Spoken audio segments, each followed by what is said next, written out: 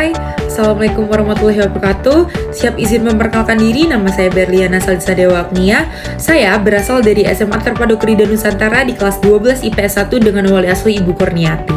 Oke, jadi hari ini aku akan membahas tentang kearifan lokal.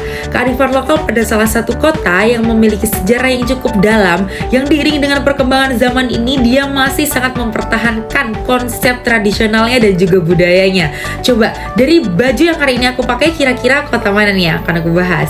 Oke, kota Yogyakarta.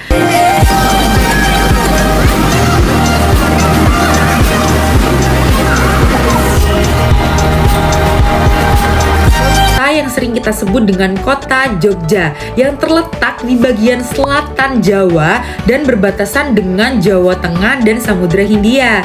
Yang perlu kalian ketahui, dalam sejarah itu tercatat bahwa pada tanggal 3 Januari 1946, Presiden Soekarno dan wakilnya Muhammad Hatta ini pernah memiliki putusan untuk memindahkan ibu kota kepada Yogyakarta, sehingga kota Jogja ini pernah menjadi ibu kota Indonesia pada saat itu juga.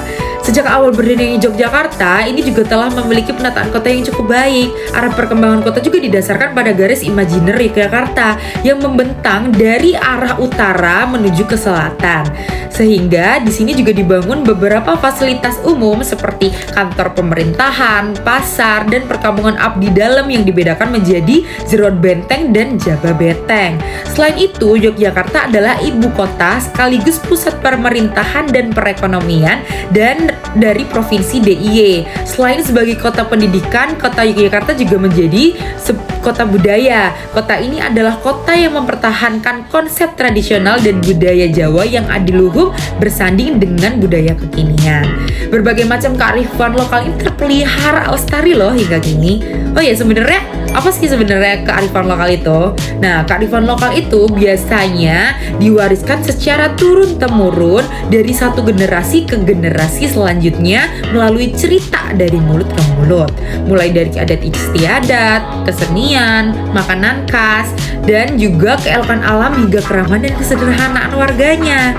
Jadi, dengan kesadaran pribadi, setiap entitas yang menghuni Yogyakarta ini bersama-sama berpartisipasi dalam melindungi kearifan lokalnya. Sehingga kearifan lokal ini dapat kita ketahui dibagi menjadi dua bagian, yaitu satu, tangible dan juga intangible. Tangible itu artinya berwujud nyata, tapi kalau intangible itu berarti tidak berwujud. Nah, kalau di Jogja itu contohnya kayak batik, gudeg, terus tradisi wiwitan pari, trenggano, upacara babat dalan, upacara sekaten, dan lain-lain.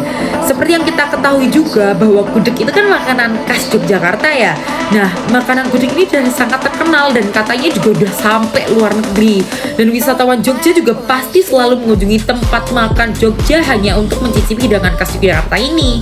Yang makanan gudeg ini juga terbuat dari nangka muda yang dimasak dengan santan, dan ini tuh masaknya juga perlu waktu berjam-jam tahu untuk menikmati hidangan ini. Selain kedua jenis gudeg tadi, Yogyakarta juga punya jenis gudeg lainnya, yaitu yang disebut dengan gudeg manggar.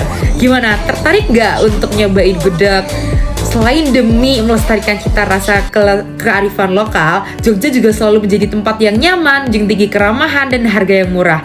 Ayo gunakan waktu liburanmu dengan mampir ke Yogyakarta. Wisata banyak, kearifan lokal kental, dan jangan ditanya, murah meriah. Jangan lupa like, comment, and subscribe. Bye-bye!